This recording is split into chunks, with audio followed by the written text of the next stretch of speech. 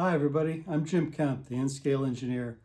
I thought I'd show you all some stuff that I've been working on over the last couple weeks, namely a train elevator. I thought that'd be really cool. I didn't want to jump right into making a helix. I didn't want to take up the space. So, I came up with this idea of making a train elevator, a much smaller footprint.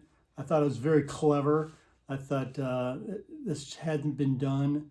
Turns out it's been done in spades. It's been done all over the place. Once you find one video on YouTube of somebody doing a train elevator and you hit the thumbs up, then you get a whole bunch more of those in your in basket. So yeah, it turns out this has been done quite a bit, but maybe my take on it is a little different. One of my big design goals was to make something very small and lightweight. It's very easy to use very heavy linear rails and ball screws and kind of go overboard. It's really hard to make something very light but still able to do the job. So I'm hoping that's what I've accomplished with this. In the rest of the video, I'll show you all the details and hopefully get some good comments and feedback.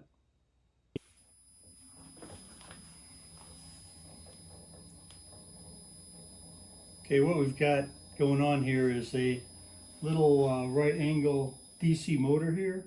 This is something you could purchase from Amazon. These things are pretty inexpensive. This is the smaller cousin of what's in here now. These are still, I think, under 20 bucks for one of these things. So it's just a DC motor, and what we have over here is just a DC to PWM amplifier designed to drive DC motors. So this thing is a bit overkill. I think this is rated for like 30 amps, which you don't need anywhere near that. So a bit overkill. And then we've got a little ESP32 micro running here that is reading the back of the motor. It's got a Hall sensor on it. So as this thing rotates, you can get pulses out of this thing, a quadrature signal, so you can know position. So I spent quite a bit of time working on the software for this thing. It's got 2 PID loops running, one controlling velocity and another one controlling position. So cascade PID loops. So makes it kind of cool. It was a fun experience figuring all that out. So, and then so this has got a screw to move this.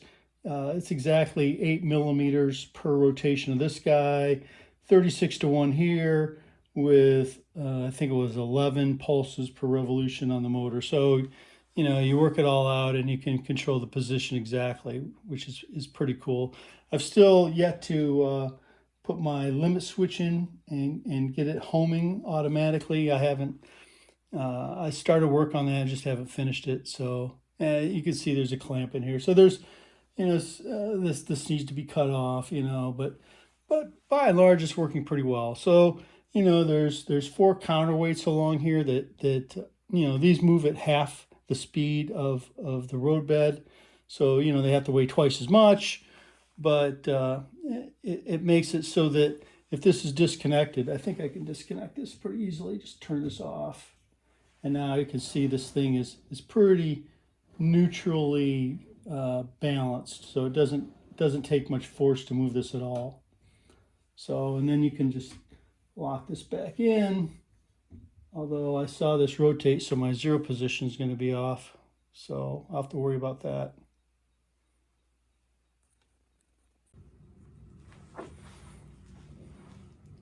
Here's some show and tell stuff. This is the typical classic. This is a really inexpensive ball screw that you can get off of eBay. This is, I think, 16 millimeters. So I think I got this and the linear rails as a kit at some point. So yeah, this just seemed like a huge amount of overkill. So I ended up with one of these.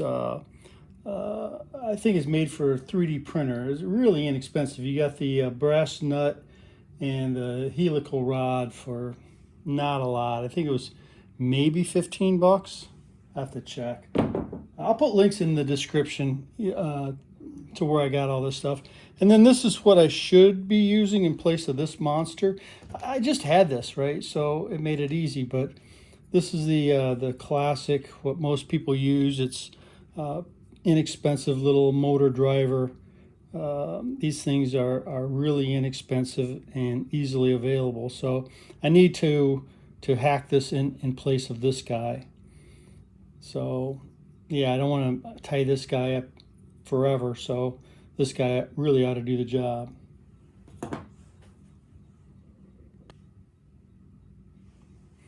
Oh, and then this just came in today. I really am tempted to try this. This is, instead of a limit switch, this would be pretty cool. It's a laser time of flight distance measuring.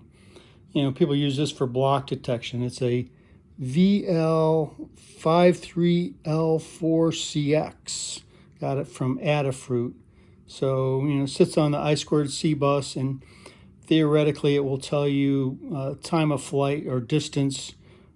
Claims it's good, say 10 to 6,000 millimeters. So, you know, potentially it could be underneath here and monitor the distance to the track instead of having a limit switch. You know, this thing, you know, hopefully, well, I'd have to check to see how accurate and repeatable it is, but more gee whiz. I think I'd still have a limit switch as like a backup, but this could give you absolute position all the time. So if something went awry, right, it got jammed or goofed somehow, this potentially could tell you what's going on.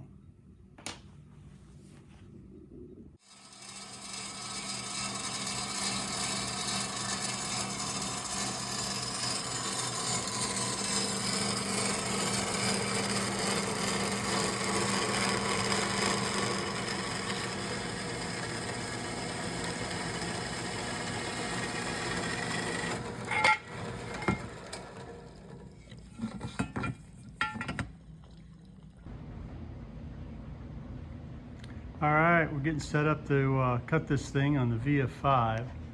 So this thing, while not, doesn't have the full length to cut this thing in total, it should.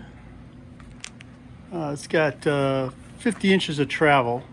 So hopefully we can get, by shifting this thing left and right, we ought to be able to get this bar in here. The piece is 50 inches long. So, you know, it's a little bit longer than the bed, but by shifting it back and forth, we should be able to get this thing cut. So, and we've done larger pieces than that. So even recently, so we took the sidewall out of the machine so we can get even longer stuff in here recently. We cut, this is a piece that we worked on recently. It's almost ready for delivery. So I think this thing was 82 inches long. So much longer than 60 inches that we're getting ready to cut. So definitely doable. So try it in the VF5. First thing we're going to do is tram up all three of these vices and make sure they're nice and straight to each other. So we got our little guy in here. I just threw these vices on. Looks like it's about, he's about 6-7 thou tilted. So we'll get that out, and then we'll work at bringing the other two square to this one by jumping this thing across. So that's next step.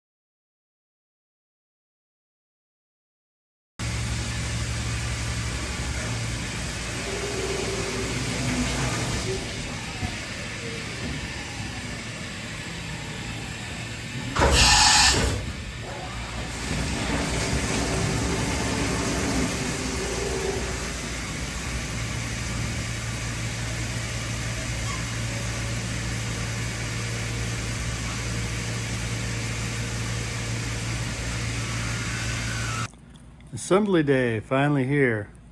Finally got all the bits done. Just a matter of cleaning all these up. Even got these 3D printed parts swapped out for actual parts, so these should work really well. So, I had to do a little creative. These spacers, in CAD modeled them at 1/2 inch, and then find out that what I actually have is 5/8, so I had to machine those down a little bit. So we'll see how. Oh, and finally got all the custom bolts in, so this thing should all go together after it gets cleaned up, deburred.